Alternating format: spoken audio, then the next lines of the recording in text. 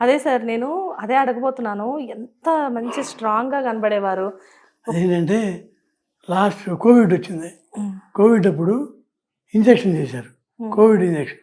హ్మ్. అది చేసుకుని వచ్చా. వచ్చిన తర్వాత మంచం మీద పడుకున్నా. ఆ డాక్టర్ నాకు చెప్పలా.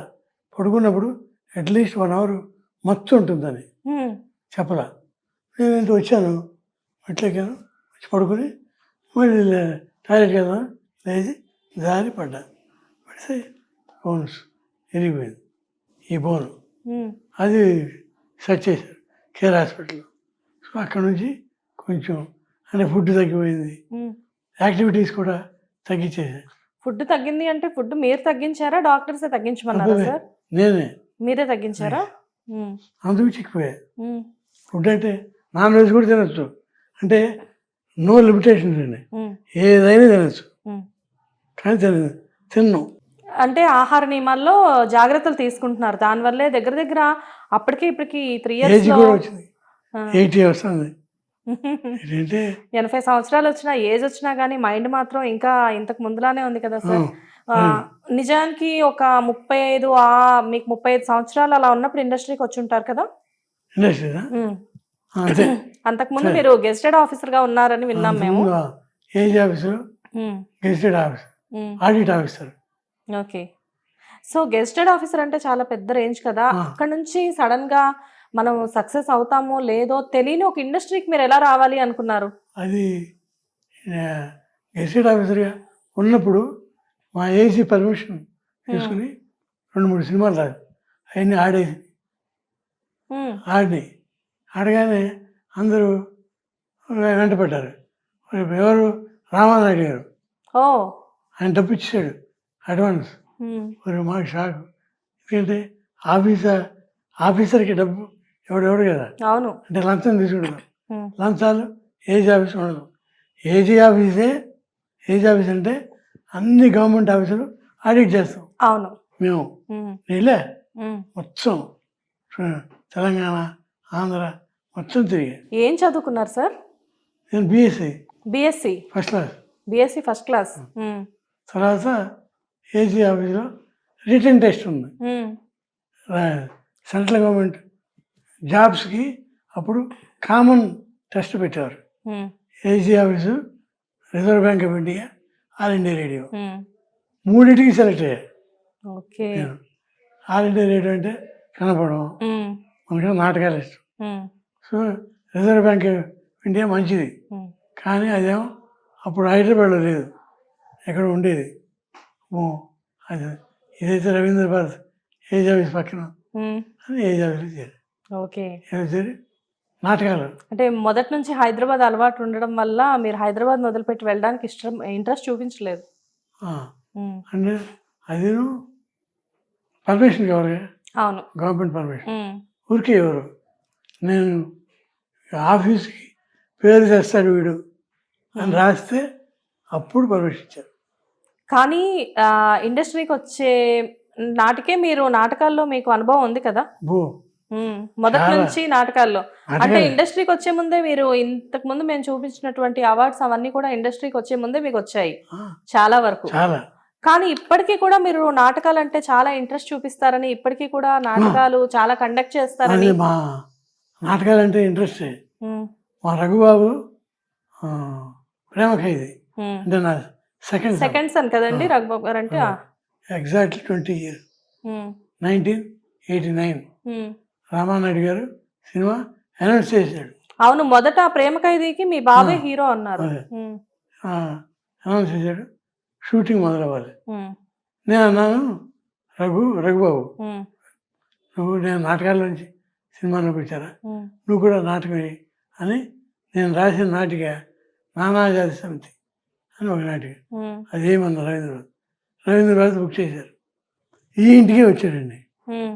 ఇంక అప్పుడు మా పేరెంట్స్ ఉన్నారు ఓహ్! ఈ ఇంట్లో, హ్మ్. నేను మెడ్రాస్లో ఉన్నాను. వచ్చి సిక్ అయిపోయాడు. గబగబా మెడ్రాస్ వచ్చాడు. అక్కడ పెద్ద హాస్పిటల్ హ్మ్. క్యాన్సర్, బ్లడ్ ఓహ్! క్యాన్సర్.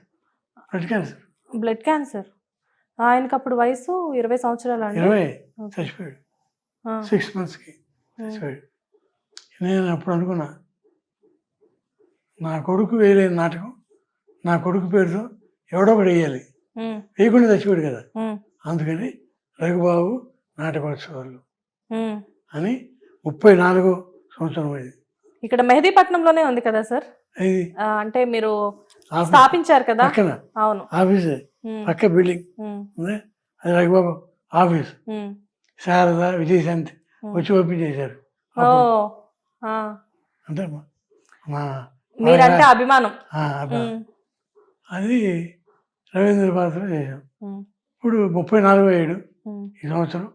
బికాజ్ తర్వాత మా మిస్సెస్ ఆవిడకి ఆవిడ ఊరు పల్లెకోన అని గుంటూరు డిస్ట్రిక్ట్ రేపల్లి పక్కన. అసలు మేము పుట్టింది కూడా చిన్నప్పుడు అక్కడే. మీ స్వగ్రామం అక్కడేనండి? చిన్నప్పుడు బట్టిప్రోలు అంటారు. బట్టిప్రోలు విన్నాను సార్. బట్టిప్రోలు పంచాయతీ అంటారే.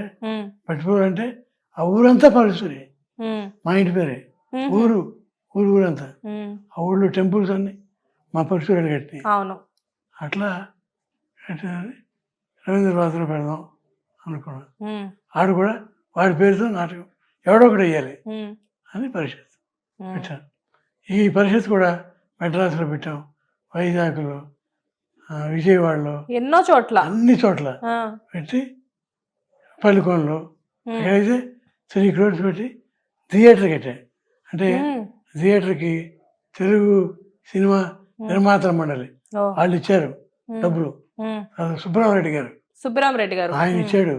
తర్వాత చిరంజీవి గారు ఇచ్చాడు, జమినీ కిరణ్, ఇట్లా అందరూ డబ్బులు ఇస్తే ఆ డబ్బులతో కట్టాను.